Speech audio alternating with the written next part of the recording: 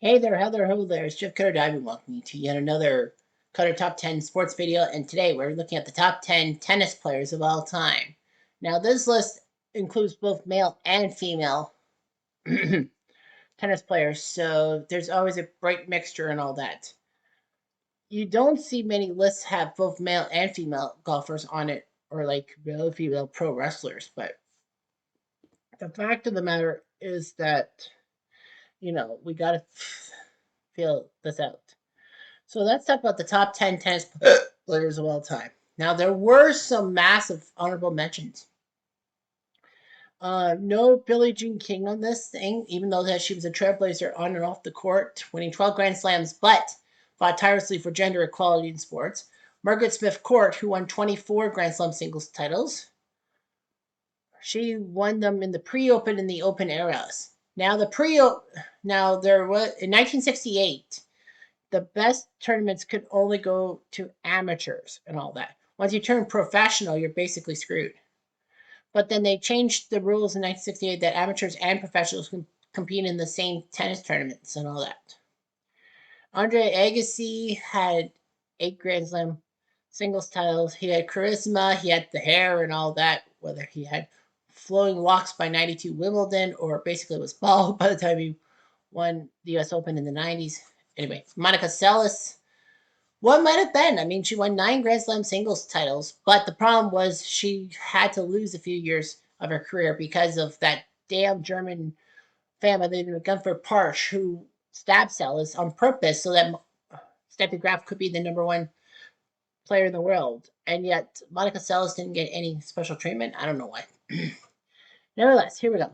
Number 10 is the Rocket Rod Laver. He actually could not compete in Grand Slams because he was a professional. So Grand Slams were always open to the amateurs. But by 1968, they changed the rules. He won 11 Grand Slam singles titles and actually won the calendar Grand Slam twice, in 1962 and 1969, pre-open and then the open era. The calendar Grand Slam, of course, is the Australian Open, the French Open, Wimbledon, and the U.S. Open. Well, actually, by mid 80s, it was always in December the Australian Open, so it was always French Open first, then Wimbledon, U.S., and then Australian. But no, they changed it to Australian in January. But yeah, his left-handed spin, tactical intelligence, he was known as the Rocket.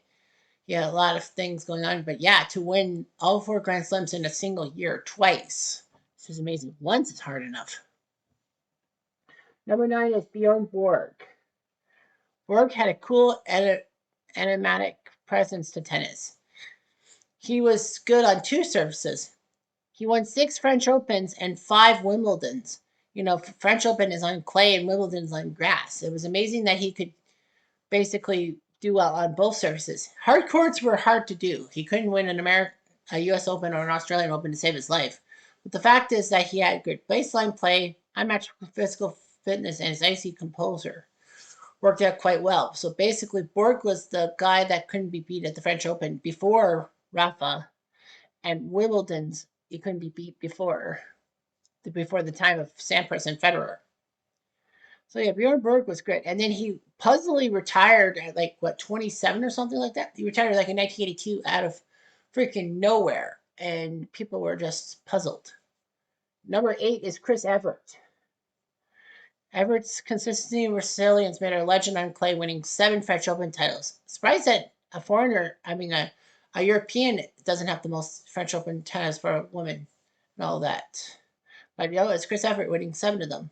She won 18 Grand Slam singles titles overall. It was number 1 ranked for 260 weeks. Her baseline precision, mental fortitude, and rivalry with Navratilova captivated fans and defined an era of women's tennis. They even did a ESPN 30 for 30 on Evert versus Navratilova. They were close friends too. But anyway, yeah, Chris Evert would show her stuff basically on ESPN commentary. Number 7 is Pete Sampras. He was the face of men's tennis in the 90s. Kind of like what McEnroe and Borg were like in the 1980s. And all that. That was Sampras in the 90s before Federer and Nadal took over. Sampras looked good. He won 14 Grand Slam singles, which actually set had the record for many years until Nadal and Federer smashed that mark. He won 7 championships at Wimbledon, famously lost in 96 to Richard Krajicek in the quarterfinals, and in 2002 to this guy named Lucas Russell. No, not Russell. Basil. So anyway, he was world number one 6 straight years, which was amazing and all that. His booming serve, his following skills, and cool demeanor under pressure redefined the modern pattern game and helped the next generation of champions. It was just amazing to see Sampras chase the most Grand Slam titles and then basically Nadal, Federer, and even Djokovic doing their job like it means nothing. Number 6 is Steffi Graf.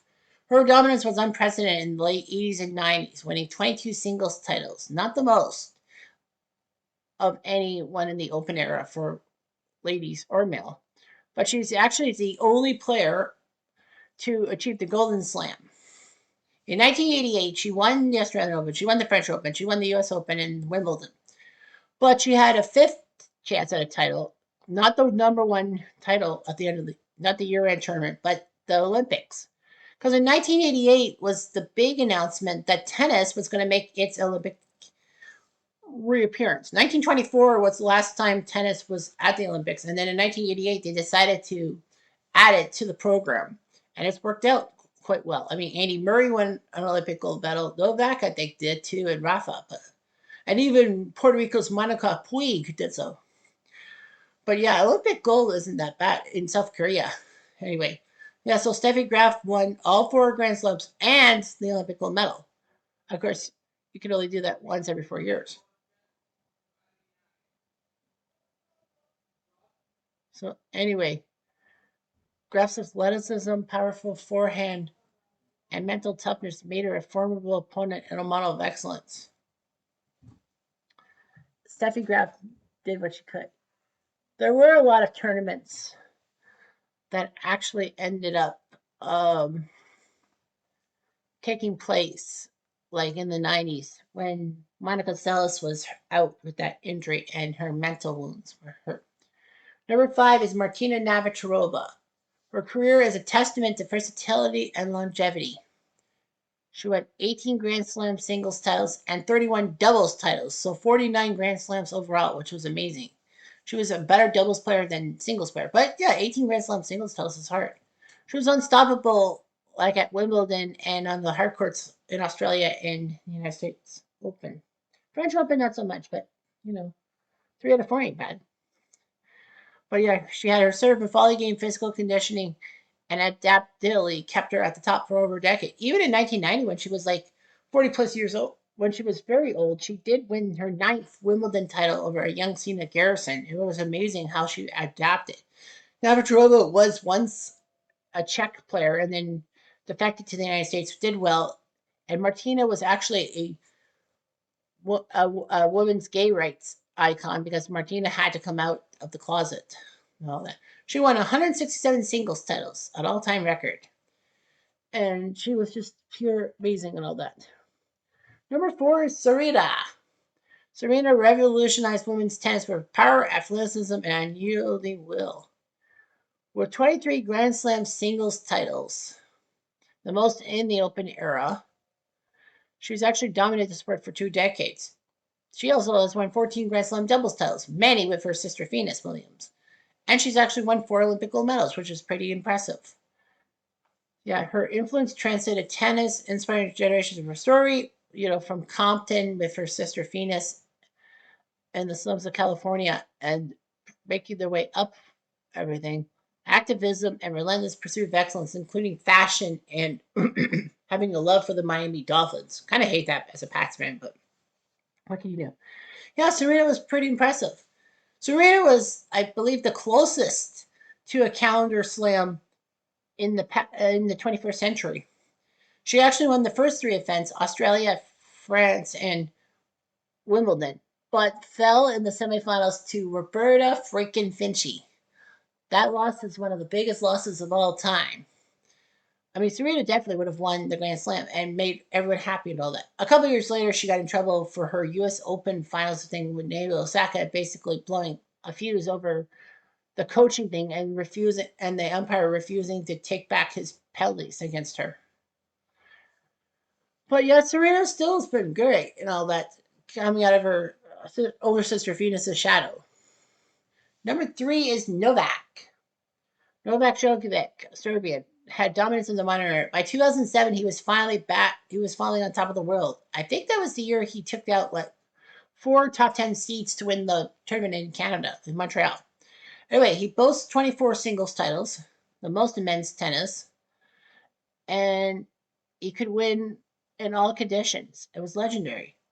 He holds the record for the most weeks as world number 1 and has beaten Federer and Nadal more times than they have beaten him. So he holds head-to-heads with those guys. But sometimes, that's just thing. He had flexibility, mental resilience, and a returner serve set new standards. And Novak brought a lot for Serbia and all that. No more do they have to carry on the traditions of just being a basketball and water polo country. They could be a tennis country too. Number 2 is Rafa, known as the King of Clay. Rafa's physical and mental tenacity is unmatched, winning 22 Grand Slam singles titles, including 14 French Open crowns. He has won a Wimbledon, he has won the US Open, and he has won the Australian Open, but still, 14 times on clay is just amazing. Not even Bjorn Borg would have done it. I don't know if Borg would have done it if he kept playing as long.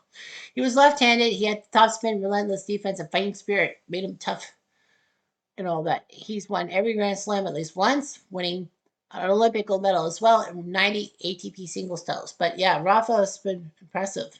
It was, of course, shocking when he lost to Robert Soderling in 2008. It was like a massive loss. But no more than his big win over Federer at the 2008 Wimbledon, finally breaking Federer's Wimbledon streak. And speaking of Federer, that's who number 1 is, Roger Federer.